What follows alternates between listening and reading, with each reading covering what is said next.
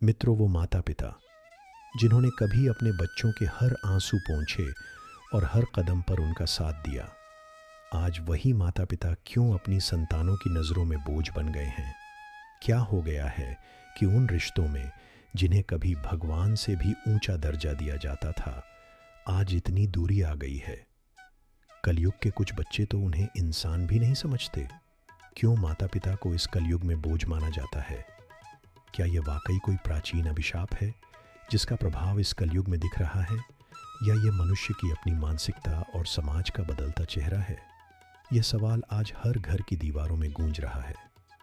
कलयुग की इस आधुनिक सोच ने इन रिश्तों के बंधन को क्यों कमजोर कर दिया है?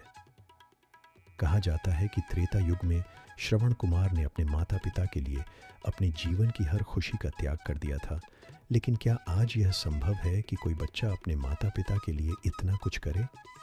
तो आइए प्यारे दोस्तों, आज के वीडियो में हम इन सभी सवालों के जवाब खोजने की कोशिश करेंगे और आपको इस कलयुग की कड़वी सच्चाई से अवगत कराएंगे।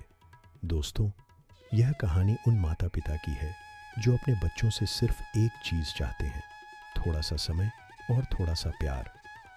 इस यात्रा में हम उन भावनाओं, उन संघर्षों और उन सवालों को जानेंगे जो हर माता पिता और बच्चे के दिल में कहीं दबे हुए हैं। यह कहानी सिर्फ एक व्यक्ति की नहीं, बल्कि हर उस माता पिता की है जो अपने प्यार और विश्वास में अपने नालायक बच्चों पर भी आंख मूंद कर भरोसा करते हैं। प्रिय दोस्तों, यह कहानी एक बूढ़े पिता की है जो अपनी पत्नी की मृत्यु के बाद अपने ही नालायक बच्चों द्वारा अपने पूरे जीवन में अपमानित होता है। तो आइए प्यारे दोस्तों, मैं आपको भी एक कड़वी सच्चाई का सामना करवाता हूँ। देर रात हो चुकी थी और घर के सभी सदस्य गहरी नींद में सो रहे थे, लेकिन 62 वर्षीय मोहन लाल जी को नींद नहीं आ रही थी। उन्होंने नींद की गोलियां भी ले ली थीं, लेकिन उनके मन की बेचैनी उन्हें सोने नहीं दे रही थी। जब दिल और दिमाग में इतनी आग लगी हो तो कोई कैसे सो सकता है?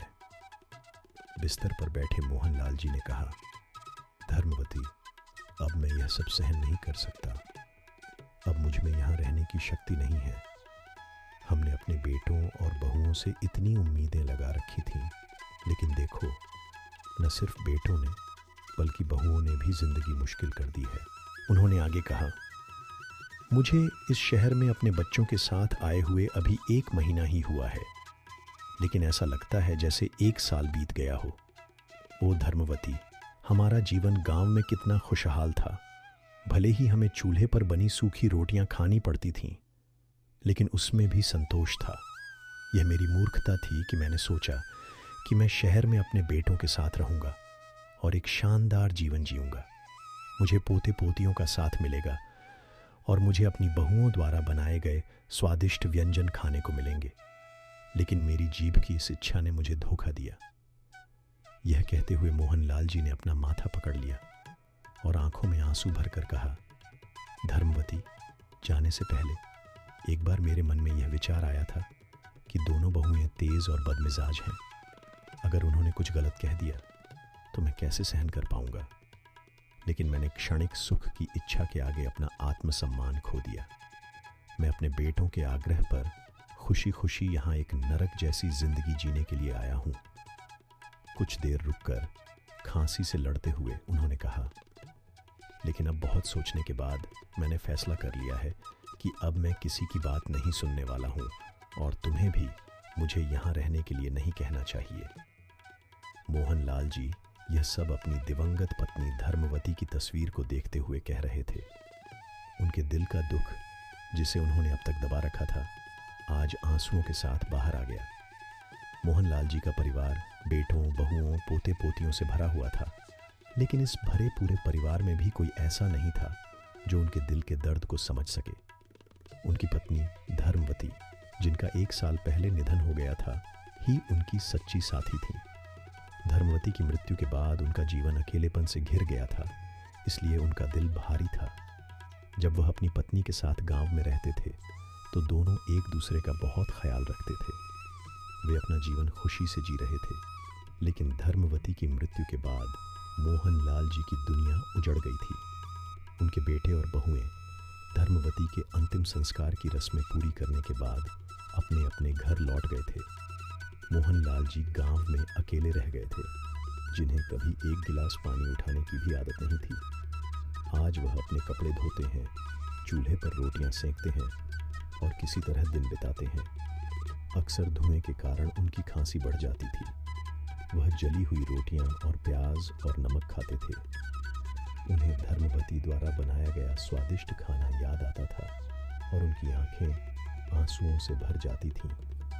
उनका अकेलापन इतना बढ़ गया था कि वह अपनी पत्नी की तस्वीर को हर समय अपने पास रखते थे। वह अपने मन के बोझ को, तस्वीर को अपने दिल की बात बताकर हल्का करते थे। गांव के कुछ लोग उनका मजाक उड़ाते थे, लेकिन जो लोग उनके दर्द को समझते थे वे जानते थे कि यह पागलपन नहीं बल्कि अकेलापन है। उनकी हालत देखकर पड़ोसियों ने उनके बड़े बेटे को बुलाया और उन्हें उनकी मानसिक स्थिति के बारे में बताया। बेटे और बहुएं जो अपने पिता को अपने साथ रखने को तैयार नहीं थे, समाज और सार्वजनिक शर्म के डर से उन्हें शहर ले आए। मोहनलाल जी भी स्वादिष्ट भोजन खाने और परिवार के साथ खुशी का समय बिताने की उम्मीद में खुशी खुशी अपने बेटों के साथ शहर आए।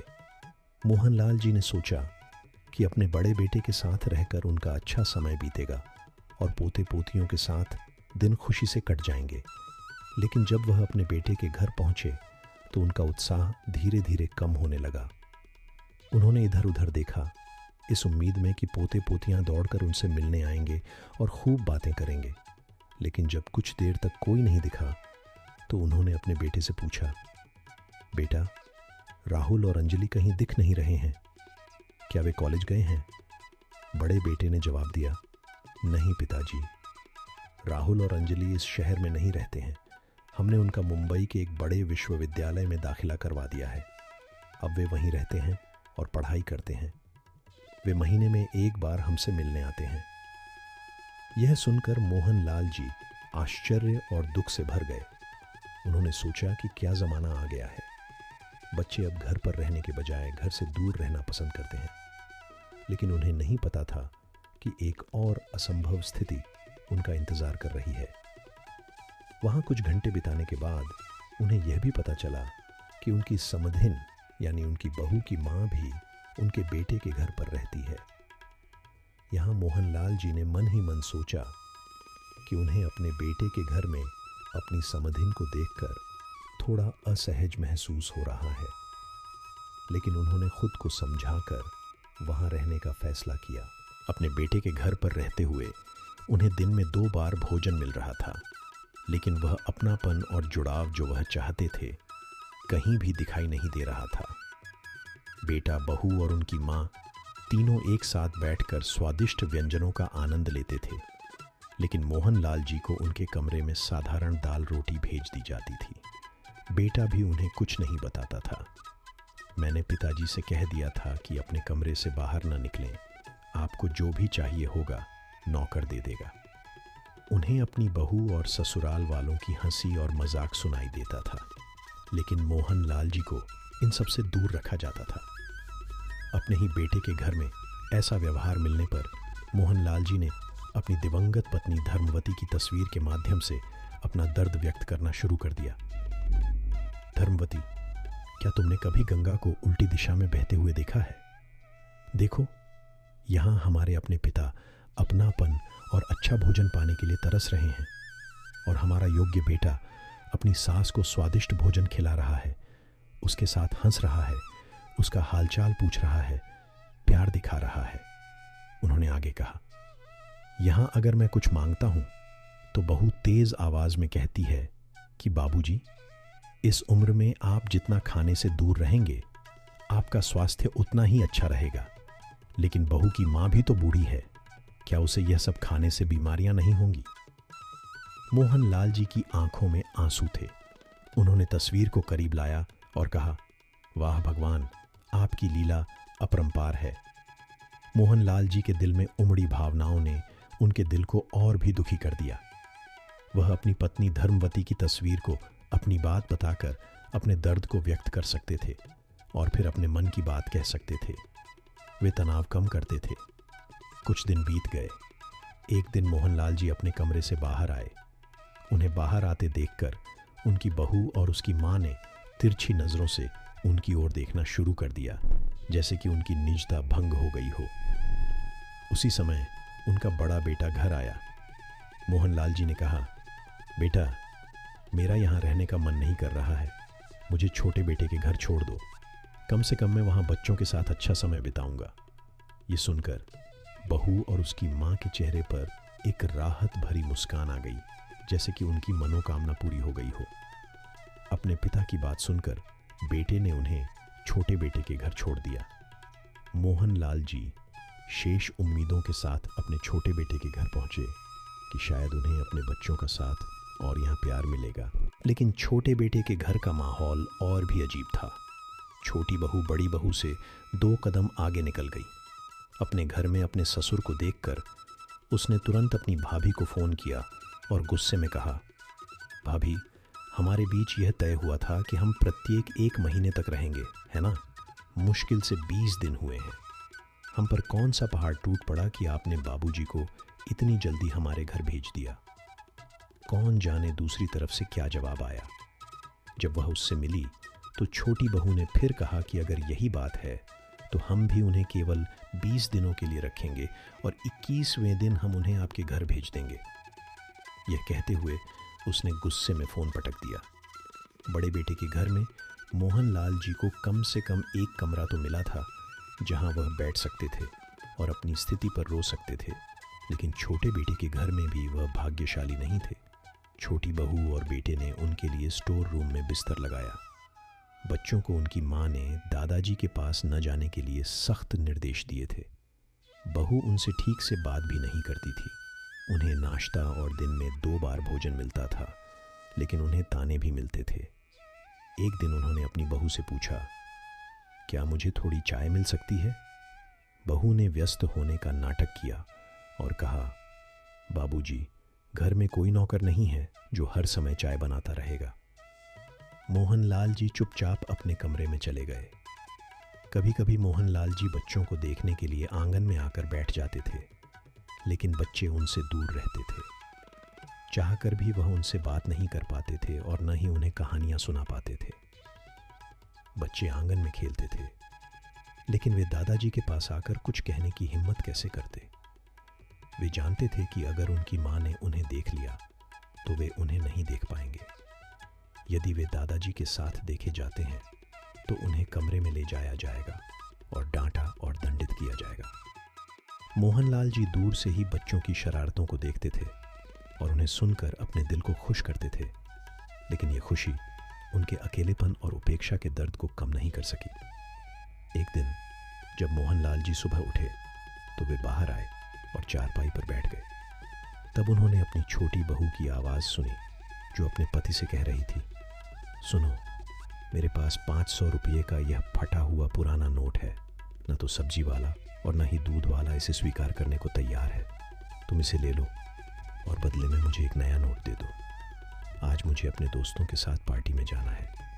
मोहनलाल जी अपनी आदत के अनुसार कुछ गलत देखने पर चुप नहीं रह सके। अपने बेटे के घर से निकलने के बाद उन्होंने अपनी बहू को प्यार से समझाया और कहा, बहू, बच्चे बहुत शरारती हो गए हैं। दोस्तों के साथ घूमने के बजाय बच्चों पर थोड़ा ध्यान दो।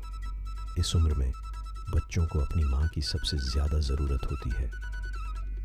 यह बात छोटी बहू को एक कांटे की तरह चुभ गई। उसने सिर हिलाते हुए कहा, तो क्या आप सोचते हैं कि मैं सारा दिन घूमती रहती हूँ? अगर मैं बाहर नहीं जाऊँगी तो क्या होगा? मैं आपकी खांसी की आवाज़ सुनती रहूँगी। और वैसे भी हमारे बच्चे बहुत समझदार हैं, आपको उनके बारे में चिंता करने की ज़रूरत नहीं है। छोटी बहू के मुंह से ऐसी बातें सुनकर मोहनलाल जी को ऐसा लगा जैसे वह एक ज्वालामुखी हो जो धधक रहा हो और उन पर अंगारे बरसा रहा हो। उनकी बूढ़ी आंखें दर्द से भर गईं और उन्होंने मन ही मन सोचना शुरू कर दिया कि उम्र की मांगें ऐसी हैं कि जिसने कभी किसी के सामने सिर झुकाना नहीं सीखा, आज उसे अपनी ही बहुओं के ताने और अपमान सहने पड़ रहे हैं। एक समय था जब मेरी बातों के खिलाफ कोई आवाज़ नहीं उठाता था और आज वही बहुएं मेरी गरिमा को कुचल रही हैं। बेटों की हालत ऐसी थी कि वे अपनी पत्नियों की सेवा में इतने तल्लीन थे कि मानो अपने बूढ़े पिता की चिंता करना उनकी जिम्मेदारी नहीं थी। उनकी बूढ़ी आंखें रोने से लाल हो गईं। वह अपने बिस्तर पर गए और थके हुए लेट गए, शर्म के आंसू पी गए। फिर अपनी पत्नी की तस्वीर को देखते हुए उन्होंने कहा, धर्मवती ने मुझे अपने साथ क्यों नहीं लिया? क्यों आपने मुझे इस बुढ़ापे में ऐसे अपमान सहने के लिए छोड़ दिया? जिन बच्चों को मैं हमेशा खुश रहो, लंबी उम्र जियो जैसे आशीर्वाद देता था, मैंने उन्हें वही आशीर्वाद दिया है। आज मेरा दिल मेरे बच्चों को कोस रहा है। नालायक जैसे शब्द मेरे होठों पर आकर रुक जाते हैं। जिन बच्चों को मैंने इतनी देखभाल से पाला और उन्हें समाज में व्यवहार करना सिखाया, आज वे अपने माता पिता का सम्मान नहीं करते हैं। मैं अभी चुप रहता हूँ, लेकिन अगर मैं गलती से कोई सलाह देता हूँ तो मैं सुनता हूँ। बाबूजी, आप चुप रहें, आप नहीं समझेंगे। सच कहूँ तो मेरा मन करता है कि मैं उसे कसकर थप्पड़ मारूं, लेकिन फिर मुझे लगता है कि चुप रहना ही बेहतर है। कुछ देर बाद उन्होंने खुद पर काबू पाया और खुद से कहा, मोहनलाल, निराश मत हो। वे बच्चे हैं और मूर्खतापूर्ण काम करते हैं। तुम्हें थोड़ी समझदारी दिखानी चाहिए। सोचो, कम से कम वे तुम्हें दिन में 2 बार खाना तो दे रहे हैं। बेकार की बातें सोचकर खुद को परेशान मत करो। यह सोचते हुए मोहनलाल जी ने अपने आंसू पोंछे और चुपचाप भगवान से प्रार्थना की, हे भगवान, मुझे इस कठिन समय को सहने की शक्ति दो। मोहनलाल जी समझ गए कि अब उन्हें कहीं शांति नहीं मिलने वाली है। अगले दिन सुबह उठकर उन्होंने एक दृढ़ संकल्प लिया कि अब वह अपने पुराने घर, अपने गांव लौट जाएंगे। जाना बेहतर होगा।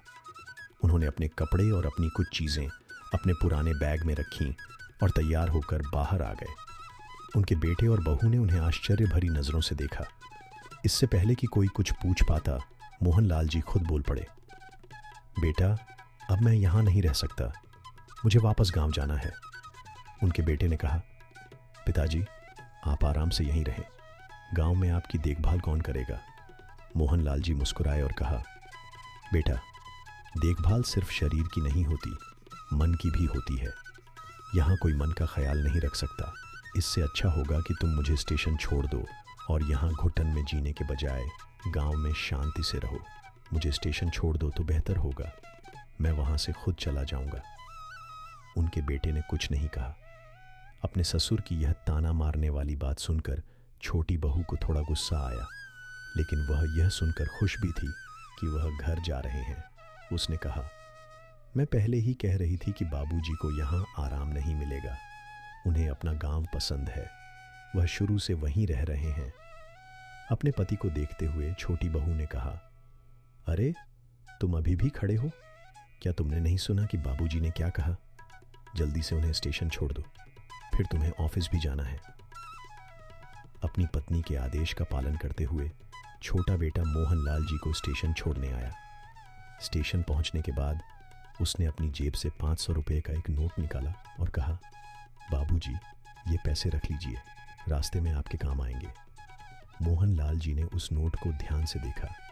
यह वही फटा हुआ पुराना नोट था जिसे न तो दूध वाला और न ही सब्जी वाला स्वीकार करने को तैयार था।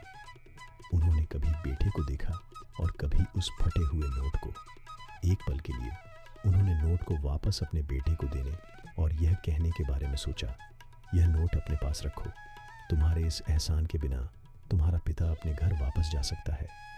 लेकिन इससे पहले कि वह कुछ कह पाते, बेटे ने कहा, बाबूजी, शहर में महंगाई बहुत ज़्यादा है और सैलरी कम है, इसलिए मैं आपको इससे ज़्यादा पैसे नहीं दे सकता। अपने बेटे से यह सुनकर मोहनलाल जी के दिल में एक चिंगारी उठी, लेकिन अपने गुस्से को दबाते हुए उन्होंने कहा, बेटा, जब मैंने तुम्हारा दाखिला एक इंग्लिश मीडियम स्कूल में करवाया था, तब मैं मुश्किल से 2000 रुपये प्रति माह कमा पाता था, लेकिन 1000 रुपये तुम्हारी शिक्षा पर खर्च होते थे। उस समय भी महंगाई बहुत ज़्यादा थी। जब तुम अच्छे खिलौने और कपड़े मांगते थे, तब भी मैं तुम्हारी हर मांग पूरी करता था। अगर तुम एक चीज़ मांगते थे तो मैं तुम्हारे लिए वह करता था। खैर, यह समय की बात है। यह कहते हुए उन्होंने गहरी सांस ली लेकिन उन्हें सुनने के बजाय उनका बेटा ट्रेन से उतर गया और ट्रेन धीरे धीरे चलने लगी। अगले दिन मोहनलाल जी गांव लौट आए। जैसे ही उन्होंने गांव की मिट्टी पर पैर रखा, उन्हें राहत मिली। उन्होंने गहरी सांस ली और आकाश की ओर देखते हुए कहा, धर्मवती, मैं वापस आ गया हूं। उन्होंने अपने सिर पर बंधी पगड़ी से पसीना पोंछा और चारपाई पर लेट गए। आह, यहाँ कितनी शांति है, उनके दिल से निकला। हालांकि वही धुआं उगलने वाला चूल्हा और वही अकेलापन उनका इंतजार कर रहा था, लेकिन वह इस बात से संतुष्ट थे कि अब वह बिना किसी की डांट सुने आराम से रोटी खा सकेंगे। अब मोहनलाल जी फिर से अपनी पुरानी दिनचर्या में लौट आए। जब भी उनका मन करता था, वह रोटी बना लेते थे और अगर उन्हें भूख नहीं लगती थी तो वह चुपचाप लेट जाते थे और अपने बीते दिनों को याद करते थे। धीरे धीरे मोहनलाल जी का शरीर और कमज़ोर होने लगा और उनका स्वास्थ्य खराब होने लगा। पड़ोसी कभी कभी उनसे मिलने आते थे और उन्हें दवाएं आदि देते थे, लेकिन अस्थमा के कारण उनकी हालत और भी खराब हो गई। कमज़ोरी इतनी बढ़ गई कि वह रोटी भी नहीं बना पाते थे और खाली पेट चारपाई पर थके हुए पड़े रहते थे। पड़ोसी उनकी देखभाल करते थे। उन्होंने अपने बेटों को फ़ोन किया और उन्हें उनकी हालत के बारे में बताया, लेकिन दोनों बेटों को, जो अपने अपने परिवारों में व्यस्त थे, अपने पिता से मिलने की ज़रूरत महसूस नहीं हुई। मोहनलाल जी की हालत दिन ब दिन बिगड़ती गई। गांव के रिश्तेदार और पड़ोसी भी उनकी देखभाल करना बंद कर दिए, क्योंकि बेटों ने फैसला कर लिया था कि अब वे अपने पिता को आखिरी बार देखने के लिए ही गांव आएंगे। फिर एक दिन मोहनलाल जी की हालत इतनी बिगड़ गई कि वह बिस्तर से उठ भी नहीं पा रहे थे और बोल भी नहीं पा रहे थे। पड़ोसियों ने एक बार फिर बेटों को फ़ोन किया और कहा कि अगर तुम अपने पिता से आखिरी बार मिलना चाहते हो तो जितनी जल्दी हो सके गांव आ जाओ। उनकी हालत बहुत गंभीर है। यह खबर सुनकर दोनों बहुओं के दिलों में एक अजीब सी खुशी दौड़ गई। उन्होंने सोचा कि अब उन्हें इस रोज़मर्रा की परेशानी से हमेशा के लिए छुटकारा मिल जाएगा। बहुएं अपने पतियों के साथ चहचहाते हुए गांव पहुंचे। जैसे ही वे घर के अंदर आए, दोनों ने अचानक अपने चेहरे पर दुख और शोक की गहरी अभिव्यक्ति धारण कर ली। वे फूट फूट कर रोने लगीं और यह दिखाने लगीं कि मानो उनके ससुर के जाने से उनकी दुनिया उजड़ गई हो। गांव और पड़ोस के लोग उनके बारे में जानते थे। वे कह रहे थे कि ये वही बहुएं हैं जिन्होंने कभी अपने ससुर को सम्मान के साथ दिन में 2 बार भोजन भी नहीं कराया। 2 घंटे तक रोने का नाटक करने के बाद जब उन्हें भूख लगी तो बहुएं अपने साथ लाई हुई चीज़ों जैसे कि चिप्स, आइसक्रीम और सैंडविच का आनंद लेने के लिए एक कमरे में चली गईं। अपना पेट भरने के बाद वे फिर से बाहर आईं और वहां शोक मनाने का नाटक करने लगीं। चारपाई पर लेटे मोहनलाल जी ये सब देख और समझ रहे थे। हालांकि वह बोल या उठ नहीं पा रहे थे, लेकिन उनकी बूढ़ी आंखें सब कुछ देख रही थीं। आज उन्होंने बुढ़ापे के दर्द को बहुत गहराई से महसूस किया।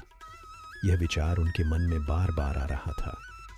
जीवन के अंतिम चरण में एक व्यक्ति की स्थिति सड़क के किनारे पड़े एक पत्थर की तरह हो जाती है, जिसका कोई अस्तित्व नहीं होता है। यहाँ तक कि खून के रिश्ते भी अजनबी बन जाते हैं। सुबह से रिश्तेदार और पड़ोसी बीमार मोहनलाल जी को देखने आ रहे थे। जैसे ही कोई घर आता था, बेटों और बहुओं के चेहरे गिर जाते थे। बड़े बेटे ने कहा, मैं क्या कहूँ, यह बाबूजी का अंतिम समय है। उन्हें ज़्यादा दर्द मत दो, नहीं तो हमें भी अपनी नौकरी से इतना समय नहीं मिलेगा। फिर उसने कहा, मैं कहता हूँ कि बाबूजी को ज़मीन पर लिटा देना चाहिए। कौन जाने कब उन्हें बुलावा आ जाए। यह सुनकर छोटा बेटा भी सहमत हो गया और दोनों बहुएं ज़ोर ज़ोर से रोने लगीं, जैसे कि उनके ससुर की वास्तव में मृत्यु हो गई हो। मोहनलाल जी यह सारा तमाशा बहुत शांति से देख रहे थे। जब उन्हें ज़मीन पर लिटाया गया तो देखते ही देखते पूरा गांव इकट्ठा हो गया। गांव के लोग जो मोहनलाल जी के जीवन के संघर्षों को जानते थे, उनके प्रति सहानुभूति और उनके बच्चों के व्यवहार के प्रति घृणा से भर गए। बड़ी बहू दिखावे के लिए मोहनलाल जी के पैर दबा रही थीं, मानो वह सारा सम्मान छीनना चाहती हो। यह देखकर छोटी बहू भी वाहवाही पाने के लिए गीता का पाठ करने के लिए बैठ गई। दोनों बेटों ने अपने पिता के लिए कफन का कपड़ा और चिता के लिए लकड़ी का भी ऑर्डर दिया। सुबह से उनके घर आ रहे पड़ोसी और रिश्तेदार अपने अपने घर लौट गए। जैसे ही केवल परिवार के सदस्य घर में बचे, बेटों और बहुओं का असली चेहरा सामने आ गया। छोटी बहू ने बड़ी बहू से कहा, भाभी, आपको क्या लगता है बाबूजी को कब मुक्ति मिलेगी? बड़ी बहू ने गहरी सांस लेते हुए जवाब दिया, कौन जाने उन्हें कब मुक्ति मिलेगी, लेकिन जब उन्हें मिलेगी तो हम संपत्ति का बंटवारा करेंगे और अपने अपने घर चले जाएंगे। फिर छोटी बहू ने कहा, भाभी, मैं आपको पहले से बता रही हूँ कि मैं माँ का बड़ा हार रखूँगी। मुझे वह बहुत पसंद है। मुझे नहीं पता कब से मैं वह हार पहनने का सपना देख रही थी। आखिरकार वह पल आ गया। बड़ी बहू ने भी मुस्कुराते हुए कहा, ठीक है, अगर तुम हार रखोगी तो माँ की भारी चूड़ियाँ मेरी हैं। मैं उन्हें बेच दूंगी और अपने लिए नए डिज़ाइन बनवाऊंगी। और हाँ, मुझे सुनार की दुकान पर डिज़ाइन भी पसंद आया है। बहुओं की इन बातों को सुनकर मोहन लाल जी का दिल अंदर से आहत हो गया। उनकी बूढ़ी आंखें दर्द और अपमान से भर गईं। उनका मन कर रहा था कि चिल्लाकर पूरे गांव को अपने बेटों और बहुओं की सच्चाई बता दें, लेकिन उनके कमज़ोर शरीर में कुछ भी कहने की ताकत नहीं बची थी। वह अपने बिस्तर पर बेसुध और बेबस लेटे रहे, मानो सब कुछ देखने और सुनने के बाद भी कुछ कहने की शक्ति उनसे छीन ली गई हो। उनके मन में केवल एक बात गूंज रही थी, हे भगवान, यही मेरा भाग्य है। जिस पेड़ को मैंने अपने पूरे जीवन में पाला, वह आज मुझे छाया देने को तैयार नहीं है। पिता के पास बैठे बेटों और बहुओं ने आपस में बातें करना शुरू कर दिया। बड़े बेटे ने छोटे बेटे से कहा, भाई, बहुत समय हो गया है। हमारे घर में कोई बड़ा कार्यक्रम नहीं हुआ, लेकिन बाबूजी के 13वें पर हम ऐसा कार्यक्रम आयोजित करेंगे कि हम पूरे गांव को दिखा देंगे कि हम किसी से कम नहीं हैं। छोटा बेटा भी उत्साहित हो गया और कहा, हाँ, बाबूजी के 13वें पर हमें सबसे अच्छे खाद्य पदार्थों को रखना चाहिए। हमें इतने व्यंजन बनाने चाहिए कि लोग उन्हें खाते खाते थक जाएं। पूरी, भाजी, छोले भटूरे, पनीर की सब्जी और मिठाई में मूंग दाल हलवा, गुलाब जामुन और रसमलाई भी। और हाँ, बाबूजी को भी रसमलाई बहुत पसंद थी। इन स्वादिष्ट खाद्य पदार्थों के नामों को सुनकर मोहनलाल जी का मन मचलने लगा। उनके मुंह में पानी आने लगा। उन्होंने मन ही मन सोचा, काश इन लोगों ने मेरा 13वां तब मनाया होता जब मैं जिंदा होता। मैं भी इन व्यंजनों का स्वाद ले पाता। मेरे मन को भी गहरी संतुष्टि मिलती। एक विचार उनके मन में आया, मुझे नहीं पता कब से मैं इन व्यंजनों के स्वाद के लिए तरस रहा हूँ। अगर मुझे यह स्वाद तब मिल पाता जब मैं जिंदा होता तो मेरा दिल भी संतुष्ट हो जाता। जैसे ही वह स्वादिष्ट व्यंजनों की कल्पना में डूबे, मोहनलाल जी के मुंह से अचानक लार टपकने लगी। यह देखकर छोटी बहू खुशी से चहक उठी और कहा, अरे देखो, तो अब बाबूजी के मुंह से लार बहने लगी है। बड़े बुजुर्ग कहते हैं कि जब मृत्यु शैया पर लेटा हुआ व्यक्ति लार टपकाना शुरू कर दे तो समझ लेना चाहिए कि उसका अंत निकट आ गया है। मोहनलाल जी सब कुछ सुन और देख रहे थे। उनके मन में एक उदास मुस्कान उभरी। उन्होंने सोचना शुरू कर दिया, यह कैसी विडंबना है कि जिन लोगों ने मुझे नज़रअंदाज किया, वे अब मेरी मृत्यु के बाद मेरे लिए एक कार्यक्रम की योजना बना रहे हैं। अब मोहनलाल जी की मौत का बेसब्री से इंतज़ार किया जा रहा था, लेकिन 3 दिन बीत गए और मोहनलाल जी ने अपनी जान नहीं छोड़ी। दोनों बेटों ने आपस में सोचना शुरू कर दिया, आखिर बाबूजी की आत्मा किससे मिलने का इंतज़ार कर रही है? हम सब यहाँ हैं, तो ऐसी क्या अधूरी बात है कि उनकी जान नहीं निकल रही है?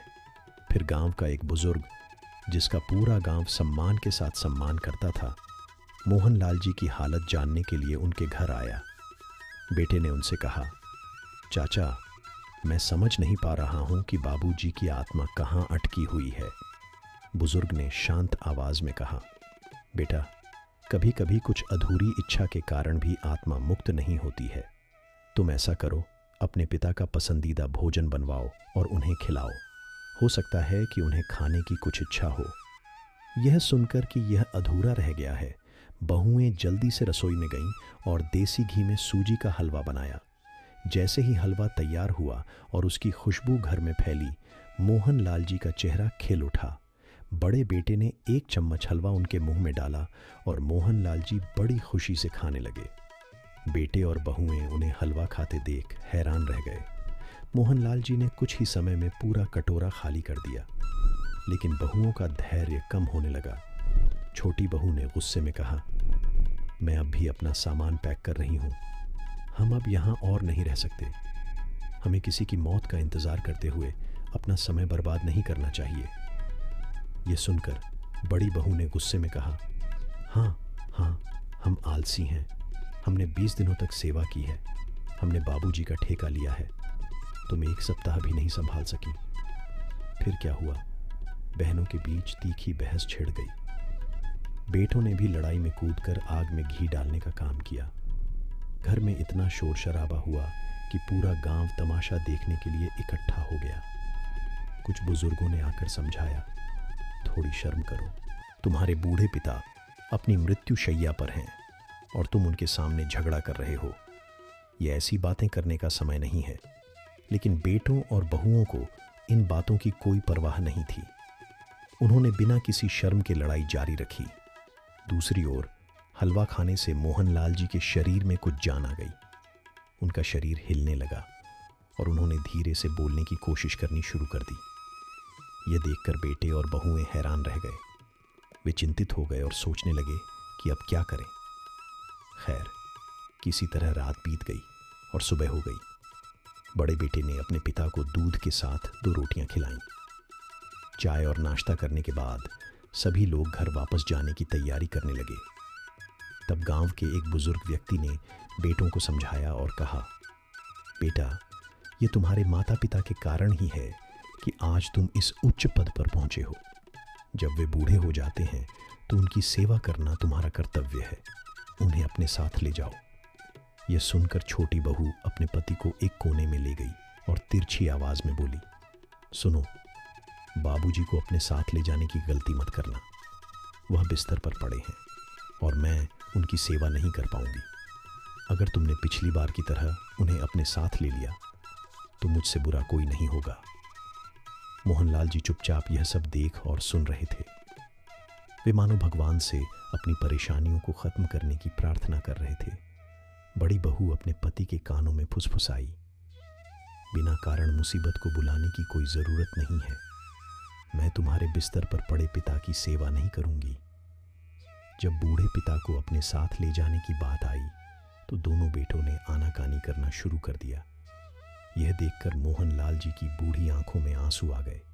उन्होंने कहा, ये हमारे बच्चे हैं। अगर बच्चे ऐसे हैं तो एक व्यक्ति बच्चों के बिना ही बेहतर है। ये वे बेटे थे जिनकी इच्छाओं को पूरा करने में मैंने कभी कोई कसर नहीं छोड़ी। मैंने वर्षों तक उनके लिए तपस्या की, लेकिन मैंने उन्हें कभी भी अपनी कठिनाइयों का एहसास भी नहीं होने दिया। वे कड़वे पल मोहनलाल जी के मन में बार बार आते रहे। आज ये बेटे मेरे जीते जी कफन और चिता का इंतज़ाम करके मेरी मौत का इंतज़ार कर रहे थे, और जब उनकी उम्मीदें पूरी नहीं हुईं तो उन्होंने मुझे अनाथ छोड़ दिया। उनकी उपेक्षा ने मेरे बुढ़ापे के हर कदम पर मेरे आत्मसम्मान को ठेस पहुंचाई। अब मैं जीते जी मरा हुआ महसूस करता हूँ। आत्मनिरीक्षण करते हुए उन्होंने गांव के सरपंच को फ़ोन करने का फैसला किया और उन्हें अपना फैसला बताया। सरपंच उन्हें सुनकर चौंक गया और कहा, मोहनलाल, ऐसा फैसला लेने से पहले एक बार फिर सोच लो। मोहनलाल जी ने शांत आवाज में जवाब दिया, मैंने यह फैसला बहुत सोच समझकर और अपने दिल को कठोर करके लिया है। अपने बच्चों की उपेक्षा ने मुझे अंदर से इतना तोड़ दिया है कि अब मेरे पास कोई दूसरा रास्ता नहीं बचा है। सरपंच ने भारी मन से कहा, ठीक है, जैसी तुम्हारी इच्छा। मोहनलाल जी ने अगले 2 दिनों में अपने फैसले को अमल में लाया और आंसुओं के साथ एक वृद्धाश्रम में रहने चले गए। 6 महीने बीत गए। एक दिन गांव के सरपंच ने दोनों बेटों को फ़ोन किया और उन्हें बताया कि उनके पिता का निधन हो गया है। यह सुनकर दोनों बेटे और बहुएं बंटवारे की पूरी तैयारी के साथ गांव पहुंचे। अपने पिता के शरीर का अंतिम संस्कार करते समय बेटों ने रोते हुए शोक मनाने का दिखावा किया, लेकिन जैसे ही वे घर लौटे और पड़ोसियों और रिश्तेदारों के जाने का इंतजार किया, वे तुरंत अपने पिता के कमरे की ओर बढ़ गए। दरवाज़ा खोलते समय उनके चेहरों पर एक दुष्ट मुस्कान थी। दोनों बेटों की आंखों में नोटों के बंडल नाच रहे थे, जबकि बहुएं अपनी सास धर्मवती के लिए रो रही थीं। वह सोने के गहनों को देखने के लिए बेताब थी। उस पल घर की दीवारें भी उसकी स्वार्थपरता की गवाह बनती प्रतीत हो रही थीं। बड़े बेटे ने अपने पिता की अलमारी खोली और उसमें से 2 बक्से निकाले, जिनमें उसकी माँ के गहने और घर और खेतों के कागजात होने की उम्मीद थी। बक्सों में ताला लगा हुआ था, लेकिन थोड़ी खोजबीन के बाद चाबियां भी मिल गईं। बड़ी बहू ने बड़ी खुशी से पहला बक्सा खोला, लेकिन उसे देखकर सबके चेहरे निराशा से भर गए। ओह, ये क्या है? इसमें माँ के गहने होने चाहिए थे। देखो यहाँ, सिर्फ बचपन की तस्वीरें और पुराने खिलौने हैं। मुंह बनाते हुए बड़ी बहू ने खिलौना नीचे फेंक दिया। फिर बड़े बेटे ने खिलौना उठाया और कहा, छोटे, क्या तुम्हें याद है कि हम दोनों बचपन में इन खिलौनों से खेला करते थे?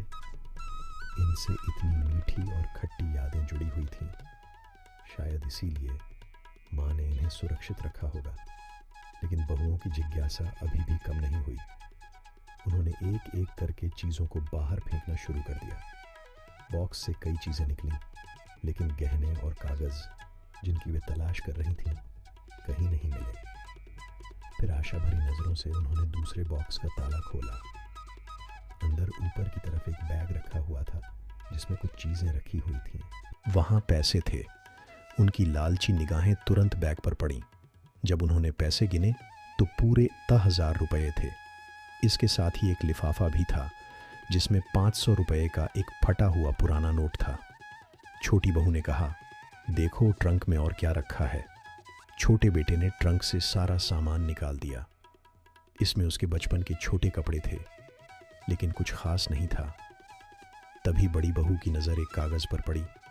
उसकी आंखें चमक उठीं। ओह, हमने यह पेपर कभी नहीं देखा। इसमें निश्चित रूप से बाबूजी के बैंक खाते या संपत्ति के बारे में जानकारी होगी। बड़े बेटे ने उत्सुकता से वह पत्र पढ़ना शुरू किया। पत्र में लिखा था, तुम इतनी उत्सुकता से क्या ढूंढ रहे हो बेटा? अपनी माँ के गहने और मेरी संपत्ति।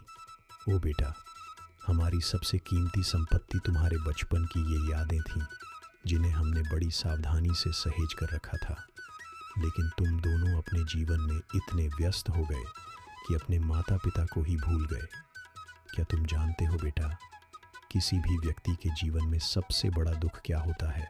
अपनों के होते हुए भी वह उनसे इतना दूर हो जाता है कि उसे कोई याद भी नहीं करता।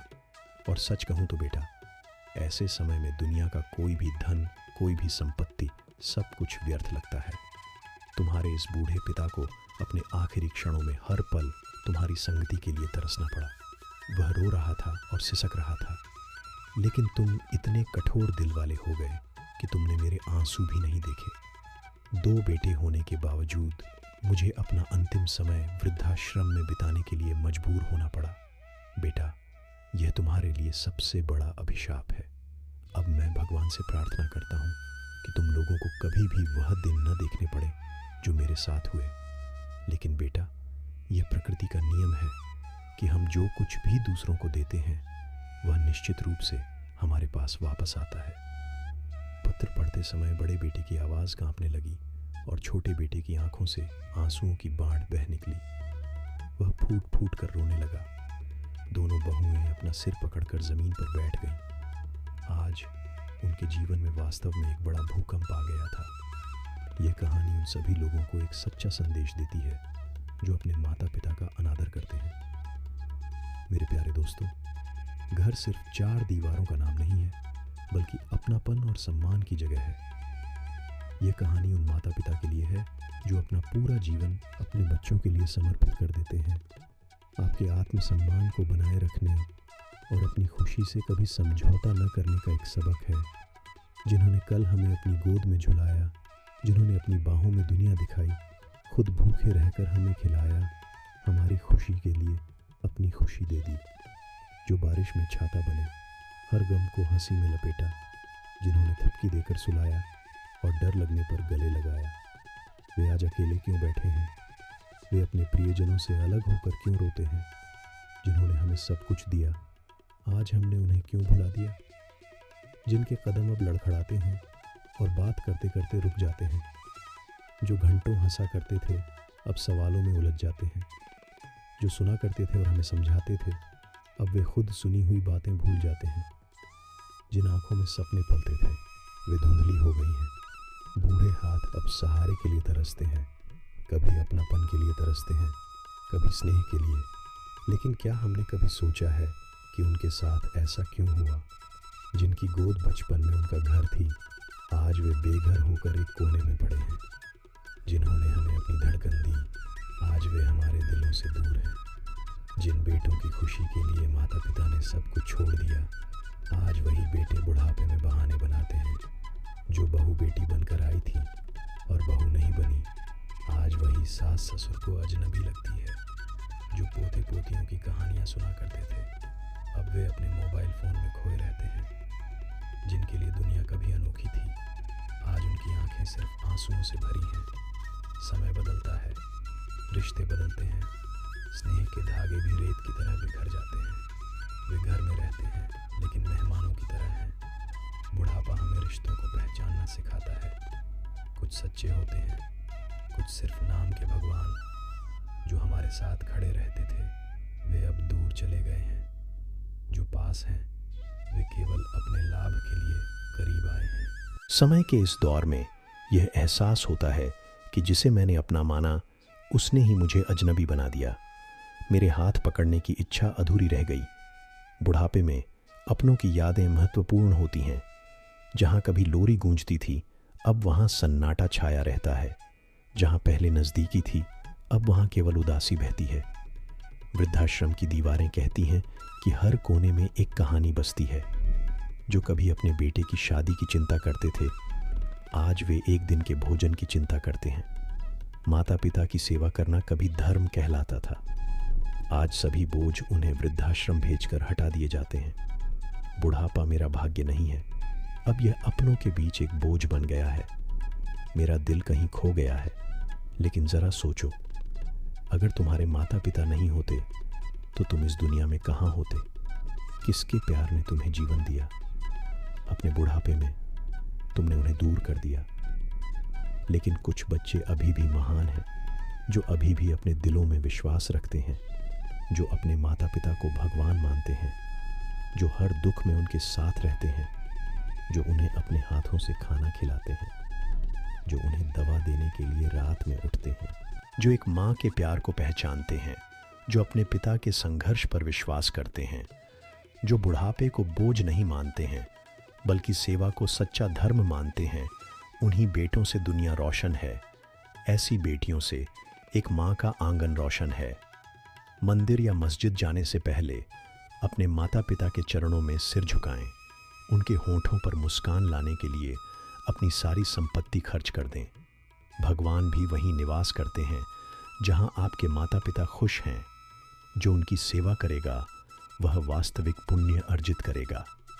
यदि गंगा में स्नान करके स्वर्ग मिल सकता तो हर कोई वहीं बस जाता। लेकिन वास्तविक स्वर्ग उसे मिलेगा जहां माता पिता का हृदय खिल उठेगा। जो अपने माता पिता का समर्थन करेगा उसे जीवन में हर खुशी मिलेगी। जो उनके लिए समय निकालेगा उसे स्वयं सम्मान मिलेगा। यदि आप उनके दर्द को स्वीकार करते हैं तो आपको जीवन में शांति मिलेगी। जो माता पिता के आंसू पोंछेगा वह कभी नहीं रोएगा। यदि आप आज उनकी सेवा करेंगे तो कल आपके बच्चे भी ऐसा ही करेंगे, क्योंकि हर कोई अपने कर्मों का फल पाता है। जो कुछ वे बोते हैं वह अंत में वापस आता है। बुढ़ापा अभिशाप नहीं है बल्कि अनुभवों का आशीर्वाद है। जहाँ जीवन की सच्चाई देखी जाती है, जहाँ रिश्तों की गहराई पाई जाती है। यदि आप इस उम्र को अपनाते हैं तो आप हर रिश्ते को बेहतर बना पाएंगे। आप उनके साथ बिताएं हर पल को खजाना बना देंगे। बुढ़ापा भी एक कहानी है जहाँ हर पल में एक संकेत होता है। यदि आप इसे प्यार से देखेंगे तो आप हर पल को उत्सव बना देंगे। बुढ़ापा एक सच्चाई है, यह हर किसी के पास आएगा। जो आज करेगा वह कल पाएगा। यदि आप अपने माता पिता की सेवा करेंगे तो कल भी उन्हें वही देगा। मुस्कुराहट के साथ बुढ़ापे को गले लगाओ। हर कोई, यह भी जीवन का एक हिस्सा है। तभी बुढ़ापे में माता पिता की सेवा करना धर्म है। क्या इससे बड़ा कोई कर्म है? जो उनका सम्मान करेगा वह दुनिया में नाम बनाएगा। उनकी मुस्कान बनाए रखें, उनके सपनों को संजोएं, मंदिर मस्जिद से पहले उन्हें देखें, उनकी छाया में खुद को देखें। यदि आप जीवन में खुश रहना चाहते हैं तो अपने माता पिता को गले लगाओ, सीखो। यदि आप खुशी और शांति चाहते हैं तो उनके आशीर्वाद अर्जित करना सीखो। जो बुढ़ापे में सेवा करेगा उसे हर जन्म में प्रेम मिलेगा। जो उनके चरणों में सिर झुकाएगा उसे यही स्वर्ग मिलेगा। प्रिय मित्रों, तो यह थी आज की कहानी। आपको यह कहानी कैसी लगी? हमें उम्मीद है कि आपको आज की कहानी पसंद आई। अगर आपको यह पसंद आई तो हमें टिप्पणी करके ज़रूर बताएं, ताकि हम आपको ऐसी जानकारीपूर्ण कहानियाँ देते रहें। तो आइए दोस्तों, अब हम आपसे विदा लेते हैं और आपसे अगले वीडियो में एक नई सीख के साथ मिलते हैं। तब तक खुश रहें और अपना ख्याल रखें। जय श्री राधे कृष्ण।